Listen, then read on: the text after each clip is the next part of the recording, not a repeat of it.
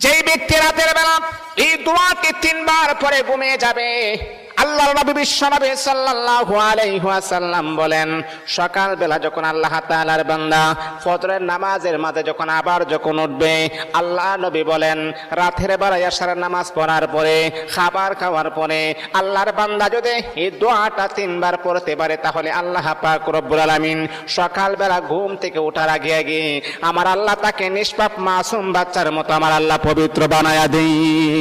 দোয়াটা সবাই আমরা জানি, আমরা সবাই কিন্তু দোয়াটা জানি, কিন্তু আমরা আমল করি না। দোয়াটা হলো আস্তাগফিরুল্লাহাল্লাযী লা ইলাহা ইল্লা হুয়াল হাইয়ুল কাইয়্যুম ওয়া আতুবু ইলাইহি লা হাওলা ওয়ালা কুওয়াতা ইল্লা বিল্লাহিল আলিয়্যিল আযীম।